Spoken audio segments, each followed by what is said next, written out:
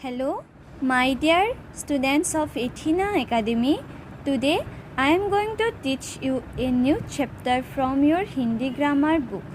The chapter name is शब्द भंडार part अनेक शब्दों के लिए अनेक शब्दों के लिए एक शब्द। रवि मेरा छोटा भाई है।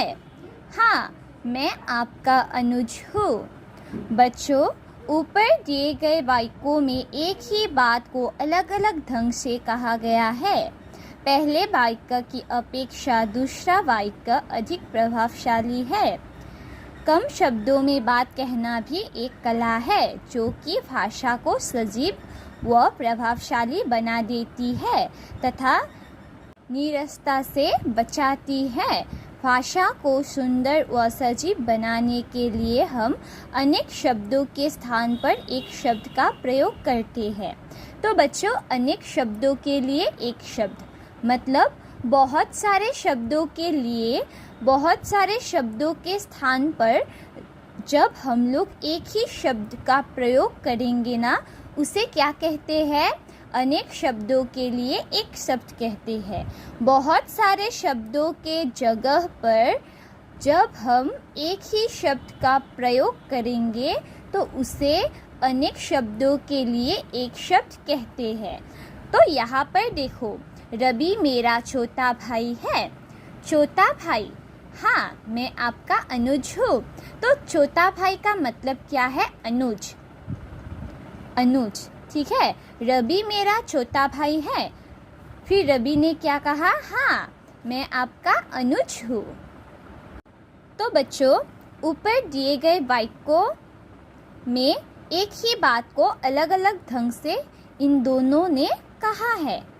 पहले वाक्य की अपेक्षा दूसरा वाक्य अधिक प्रभावशाली है। तो पहले वाक्य से दूसरा वाक्य क्या है? अधिक प्रभावशाली है, मतलब सुंदर है, प्रभावशाली है।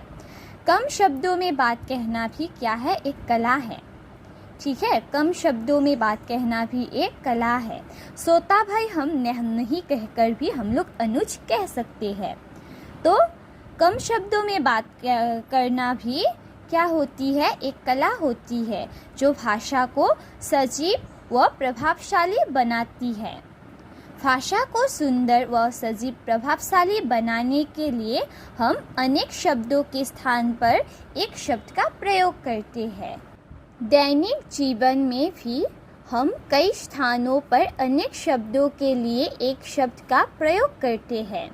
तो बच्चों, दैनिक जीवन में भी हम लोग कई स्थानों में अनेक शब्दों के स्थान पर एक शब्द का प्रयोग करते हैं। जैसे हरीलाल मजदूरी करता है। तो ये जो रंगीन शब्द है ना, मजदूरी करता है, तो इसकी जगह पर हम लोग मजदूर, हरीलाल मजदूर है, क्योंकि हरीलाल मजदूरी का काम करता है। जो मजदूरी का काम करता है उसे मजदूर कहते हैं। सैनिक रक्षा करने वाले हैं। रक्षा करने वाले मतलब रक्षक। सैनिक रक्षक है, मतलब सैनिक रक्षा करने वाले हैं। नीरा ने प्रशंसा के योग्य काम किया है। प्रशंसा के योग्य मतलब प्रशंसनीय। तो बच्चों, यहाँ पर तुम लोगों ने देखा ना, अनेक शब्दों के स्थान पर एक शब्द का प्रयोग किया गया है। उपसर्ग तथा प्रत्यय लगाकर भी वाक्यांश के लिए एक शब्द बनाए जाते हैं। जैसे, तो बच्चों, उपसर्ग तथा प्रत्यय लगाकर भी हम लोग वाक्यांश के लिए एक शब्द बनाते हैं। जैसे यहाँ पर देखो, जिसका आकार न हो, निराकार। तो जिसका आकार न हो, निराकार। तो नीर, नी एक क्या है? उपसर्ग है। वर्ष में एक बार होने वाला, वार्षिक। इक प्रत्यय, इक एक क्या है? प्रत्यय है। तो ये दोनों वाक्य में हम लोगों ने क्या किया? उपसर्ग तथा प्रत्यय लगाकर एक शब्द बनाया। अब देखो यहाँ पर कुछ अन्य उदाहरण। बच्चों, यहाँ पर कुछ उदाहरण दिए गए हैं। अनेक शब्दों के लिए एक शब्द के यहाँ पर कुछ उदाहरण दिए गए हैं। तो अब हम लोग पढ़ते हैं, तुम लोग ध्यान से सुनना। जो इलाज करता है, जो इलाज करता है उसे क्या कहते हैं? चिकित्सक। जिसके आने की तिथि न हो, जिसके आने की तिथि न हो उसे क्या कहते हैं? अतिथि। जिसके माता पिता न हो, अनाथ। जो ईश्वर में विश्वास रखता हो, आस्तिक। ईश्वर में विश्वास रखने वाले को क्या कहते हैं? आस्तिक कहते हैं। जिसके समान कोई दूसरा न हो, अद्वितीय। जिसे करना आवश्यक हो, अनिवार्य। जिसका कोई अंत न हो, अनंत। आदर देने योग्य, आदरणीय। छोटा भाई अनुज, बड़ा भाई अग्रज। जो कम खाता हो उसे क्या कहते हैं? अल्पाहारी। जो मांस खाता हो, मांसाहारी। जो फल सब्जी खाता हो, शाकाहारी। जिसका कोई आकार हो, साकार। जो सब कुछ जानता हो, सर्वज्ञ। जो मीठा बोलता हो, मृदुभाषी।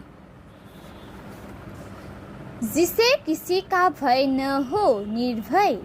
जिसमें बल न हो, निर्बल। कम खर्च करने वाला, मितव्ययी। जो आँखों के सामने हो, प्रत्यक्ष। जहाँ जाना कठिन हो, दुर्गम। देखने वाला, दर्शक। बोलने वाला, वक्ता। सुनने वाला, श्रोता। काम से जी चुराने वाला, कामचोर।